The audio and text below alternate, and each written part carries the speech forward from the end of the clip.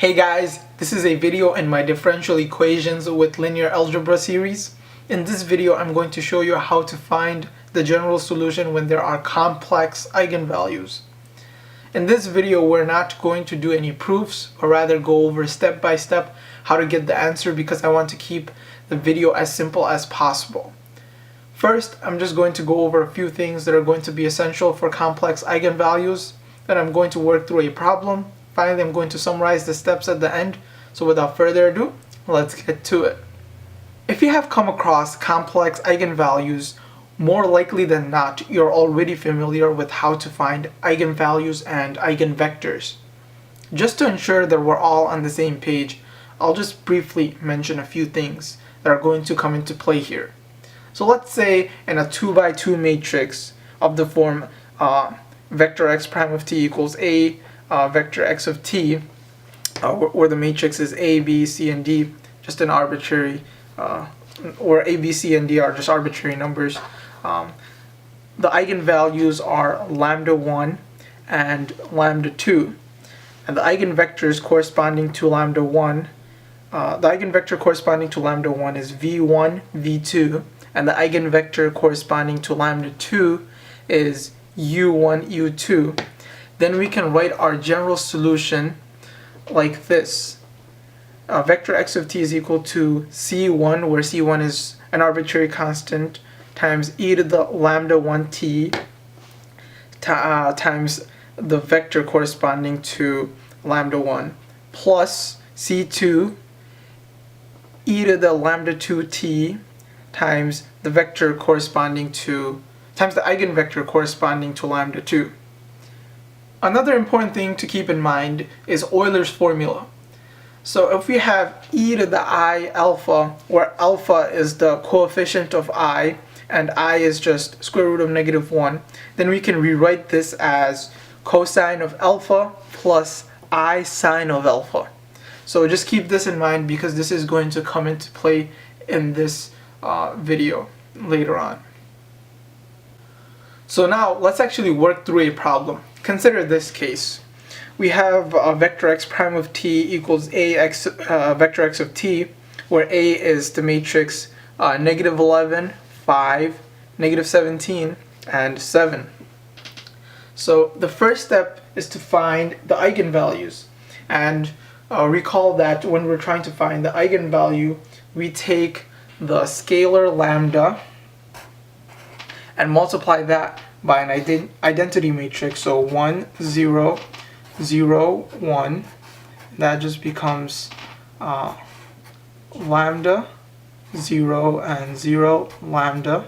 And we subtract this from a, so this is just becomes -11, 5, -17, 7, minus lambda, 0, 0, lambda. So we will subtract things in this matrix that correspond to the same placement as this matrix. And what I mean by that is, if we have -11 in the upper left, then we're going to subtract that from what's here on the upper left. So this just becomes -11 minus lambda, 5 minus 0, which is just 5, -17 minus 0, which is just -17, and then 7 minus lambda. Next, we're going to find the determinant of this matrix. To find the determinant, we take the product of the diagonal and subtract the product of this diagonal. So we're going to have -11 minus lambda times 7 minus lambda minus 5 times -17. And this part will just become plus 85. And next, I'm going to take a negative out from each of these parentheses. So this will just become negative lambda plus 11, and this will become lambda minus 7, and this negative, when I distribute it, will make this a positive. All I did is I took out a negative from each of these parentheses. So when I took out the two negatives, it made a positive, and what I was able to do was write it in the form where lambda is first, followed by a number term. So we still have that plus 85 here, so I'm just going to rewrite it down here. We have lambda plus 11 times lambda minus 7 plus 85, and we're going to set that equal to 0.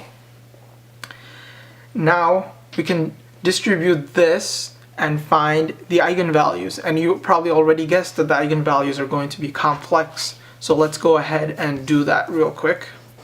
So we have lambda squared plus 11 lambda minus 7 lambda minus 77 plus 85, and that is equal to 0. And now we can combine like terms. So we can say we have lambda squared plus 4 lambda plus 8 is equal to 0. And you can already see that we're not going to be able to factor this, so you can either use the quadratic formula or completing the square. You can choose, either will work, but I'm going to go ahead and use the quadratic formula. So we're going to have negative 4 plus or minus square root of 4 squared minus 4 times 1 times 8 all over 2 times 1. Next, we can just simplify this further. So negative 4 over 2 plus or minus 16 minus 32. So negative 16 inside the square root. So we can rewrite that as 16 times square root of 16 times square root of negative 1 over 2. And we can further simplify this to look like negative 2 plus or minus 2i, and that's equal to our lambda. So our lambda 1 we can say is equal to negative 2 plus 2i, and lambda 2 is equal to negative 2 minus 2i. And those are our two eigenvalues. If we just wanted to write these in the general form that I discussed earlier, like this one, right here, this one right here, then we would just write this as vector x of t is equal to c1 e to the lambda 1, which we'll just replace with negative 2 plus 2i t, and whatever eigenvector would correspond to this, plus c2 e to the negative 2i minus negative 2 minus 2i t, and u1 u2.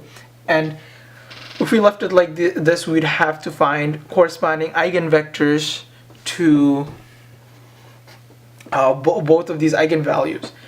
But we're not going to be able to leave it like this because we don't want i's in our answer. So this is where we're going to use Eulers Formula. And when we use Eulers Formula, we're only going to need to choose one of these and find the eigenvector for only one of the eigenvalues, and that will cover both of them. And like I said, we're not going to do proofs in this video, but we're going to go through the steps.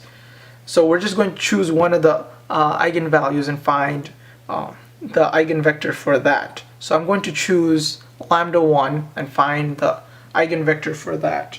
So to find the eigenvector, we're going to take this matrix that we started with, negative 11 minus lambda 5 and negative 17 and 7 minus lambda,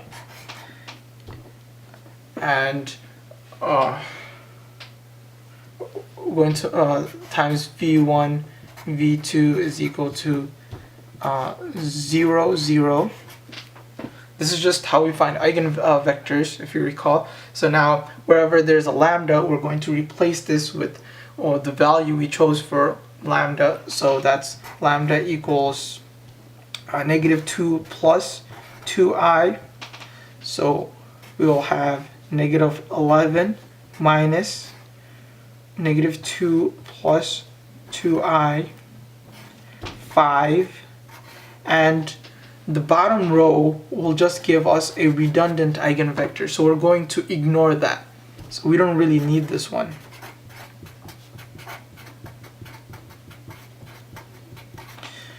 And we're going to multiply that by v1, v2, and that equals 0, 0. Next, we're going to just go ahead and, there should be a greater space here, but this is 5 from up here. So next we're just going to say that we have negative 9 minus 2i v1 plus 5 v2 is equal to 0. Next I'm going to take out a negative from this. So we have negative 9 plus 2i v1 plus 5 v2 is equal to 0. And I can just add this to the other side and make it look like this. 5 v2 is equal to 9 plus 2i v1. And now to find the eigenvector, all I have to do is say that v1 is equal to 5 and v2 is equal to 9 plus 2i. You notice when I do that, I have 5 times 9 plus 2i on both sides. And when we're looking for eigenvectors for complex eigenvalues, you can always just switch the sides. So what I mean by that, you can say v1 is equal to the coefficient on this side, so that's 5, and v2 is equal to the coefficient on this side, which is 9 plus 2i. And that's our eigenvector. So if we were to write this back in the general form only for the first part, then this would be vector x of t is equal to c1 e to the negative 2 plus 2i times t vector 5 9 plus 2i. And we're going to ignore the second part. Like I said, when we do Euler's formula, it will cover both of them. So on another sheet, we're going to continue. Let me just rewrite the solution, a general solution, but we're going to ignore the c for now. So we're going to have e to the negative 2 plus 2i quantity times t, and then 5 and then 9 plus 2i. Now, you call the property of multiplying powers that when we have something with the same base, like a raised to a power, and we're multiplying that by something else with the same base but a different power, we can just or even the same power, we can just take that base and raise it to the sum of these powers, so b plus c. So here, if you notice, I'm just starting over here and going in the opposite direction. So I can rewrite this as e to the negative 2t, I'm just distributing the t, times e to the 2ti times 5 9 plus 2i. And notice that this is starting to look like the form we looked at in the beginning with Euler's formula, e to the alpha I. And our alpha here would be this entire 2t. So we can rewrite this as, so e to the 2ti can be rewritten as cosine of 2t plus I sine 2t. Now I'm just going to replace that back in here. So that's going to be e to the negative 2t times cosine of 2t plus I sine of 2t and that's multiplied by the vector 5 and 9 plus 2i. Next, what we're going to do is distribute this into this matrix, so that's going to become e to the negative 2t 5 cosine of 2t plus 5i sine of 2t on the top row, and on the bottom row we're going to have 9 cosine 2t plus 2i cosine 2t. And since I'm running out of room, I'm just going to continue writing on the bottom row, but everything that's going to go down here is going to still be for the second row. There are only 2 rows. So plus 2i squared sine of 2t plus 9i sine of 2t. So all I did here was distribute this into the matrix. So we have cosine of 2t times 5, I sine of 2t times 5 on the top row, and on the bottom row we have cosine of 2t plus I sine of 2t times 9 plus 2i. And you see that here we have i's, and the final answer we're not going to have i's. So what we're going to do from here is break this up into two matrices that are going to have one matrix is going to consist of only real terms, and the other one's going to consist of the I terms with the I dropped. So, and also notice that this is the I squared, and if we have square root of -1 squared, then that just becomes -1. So we're going to have this under the real matrix. So let's just go ahead and do that real quick. We have e to the -2t, that's going to be, e to the -2t is going to be multiplied by both matrix. So we have 5 cosine of 2t, that's from the real, and then on the bottom of that we have 9 cosine of 2t minus 2 sine of 2t. And this minus 2 sine of 2t comes from here because the I is squared. Now this is a real matrix, and to that we're going to add e to the -2t times the terms from the imaginary matrix, but with the I dropped. So 5 sine of 2t, and on the bottom we're going to have 2 cosine of 2t plus 9 sine of 2t, and that's it for this matrix. And see, these are the imaginary terms.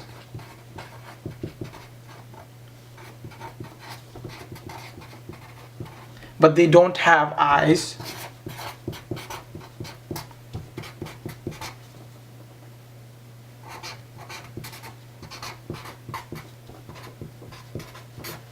So they don't have the i's on them. And this is the real. And both of these matrices are multiplied by e to the -2t.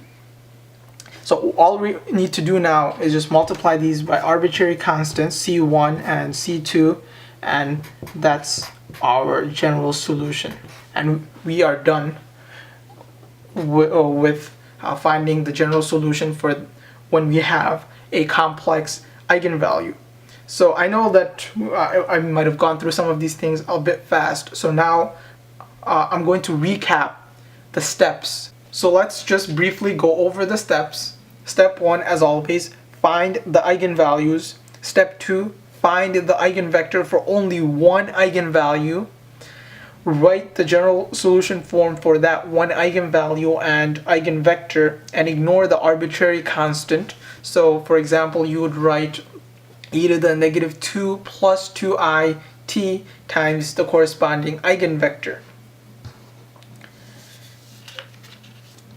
Next, rewrite using Eulers Formula. So this is the real part from here, and then this e to the 2it from here just becomes cosine of 2t plus I sine of 2t times the eigenvector. Next, multiply this matrix by the stuff. Well, it's a very mathematical word, I know, but this thing by the matrix over here. So after that, what we're going to do is split up into two matrices, real and imaginary, with the i's dropped from the imaginary. Both matrix will be multiplied by e to the real t and arbitrary constants. And what I mean by e to the real t is just this part. And we got that by splitting this up using properties of exponents.